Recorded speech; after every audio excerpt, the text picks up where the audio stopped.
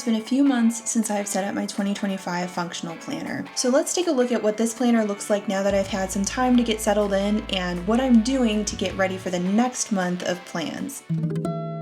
Hey there, it's Elisa, but of course you can call me Ellie if it makes more sense because I like the whole channel name and everything. Every month I do a bit of a reset in my planner. I wrap up things from the previous month and get my planner ready for everything that I'll need for the upcoming month. So today I figured we'd go through sort of closing out that first quarter or first 3 months in my planner and then getting my planner ready for April. Let's just go through my entire planner monthly reset process from beginning to end.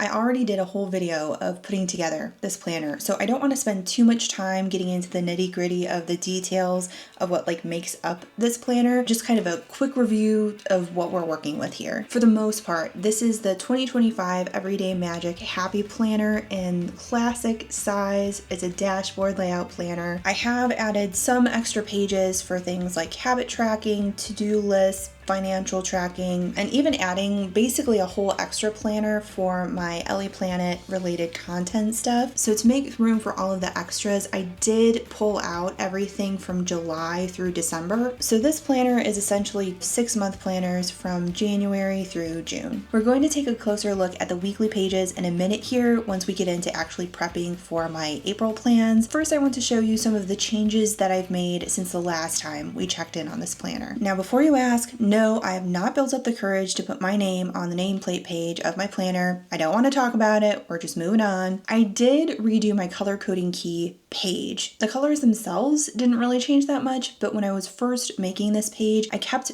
changing my mind of what pens went with which thing, and then I was ending up using a lot of whiteout and scratching things out, and it was just getting to be a little too messy. So I essentially just took the same pens, made a few modifications, and then just redid the color coding key page that I keep at the front of my planner. I've really been inspired to take more of a journaling type of approach to a lot of my planning systems. So in the health and wellness section, I added this reference page for some of the vitamins and supplements that I tried throughout the year. Because for someone who studied dietetics and nutrition for 3.5 years and almost made it a career, I have a really unfortunately difficult time keeping track of what vitamins and minerals do what for the body and how best to take them. In the Ellie Planet or social media section of my planner, I have added a few more pages to help me keep track of my YouTube content a little bit better. Color coding obviously helps me stay organized and think through processes a little bit better. So I do have kind of like an extended color coding system just for my YouTube video content. And I think I found pretty good matches with my Mr. Pen highlighters and my sticky notes that I got from Amazon. This especially helps in the monthly layouts of this section. Right now, I'm using sticky notes to show where I am planning on releasing a video. And then when the video actually gets published, I'll actually write that video down. I am going to really try to get more into memory keeping. And so a lot of my upcoming content is going to be memory keeping related, or that's the plan at least. So I did make these little checklist spreadsheet things. They're not super fancy or anything, but it does help me keep track of what supplies I've already have versus what I still need to get, what planners I'm going to be putting these specific pages in, what pictures I have that need to go where, and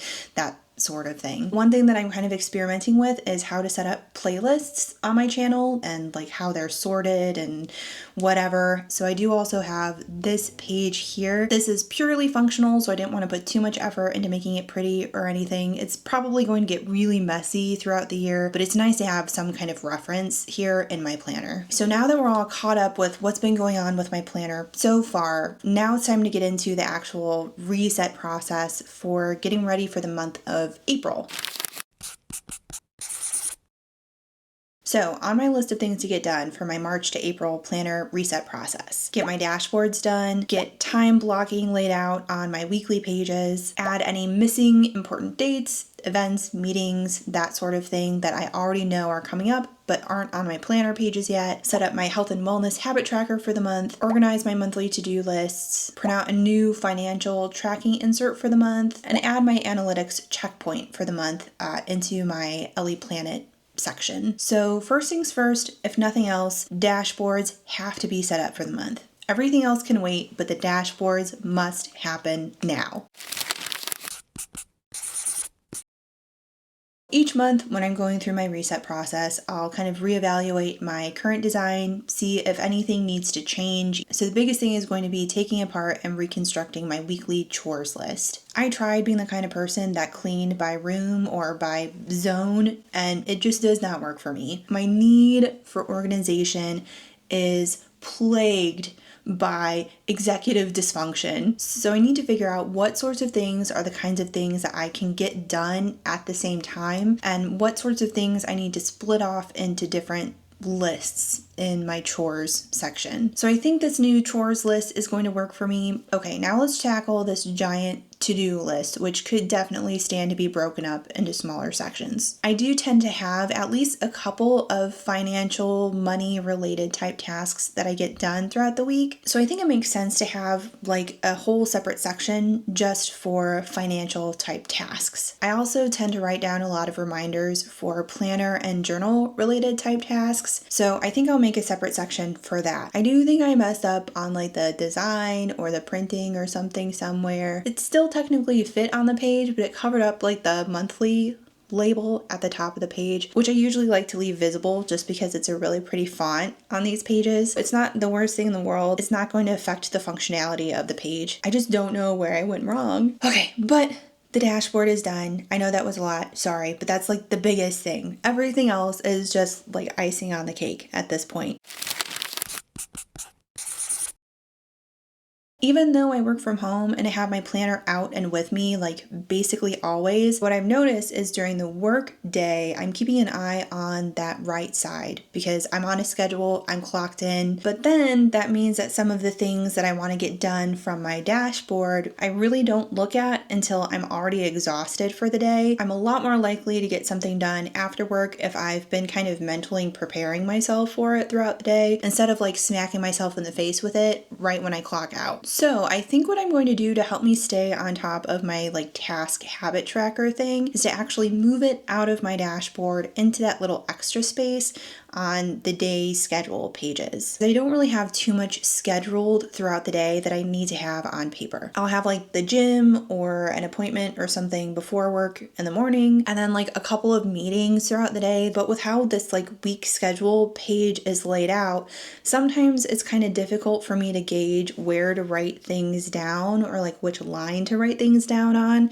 so that I still have the space that I need where if something else pops up, I can write it down accordingly, you know? So what I've been doing, I'll kind of pretend like each line is kind of like a general time block of 2 hours. I've been splitting it up with putting just like a little dot to separate the lines even more. So it's like 10 to 11 and then 11 to 12. I don't know. Am I making any sense? I know this probably doesn't make sense to anybody else, but this is my way of having a section where I can roughly time block, but not having something so structured that it's wasting space on the page.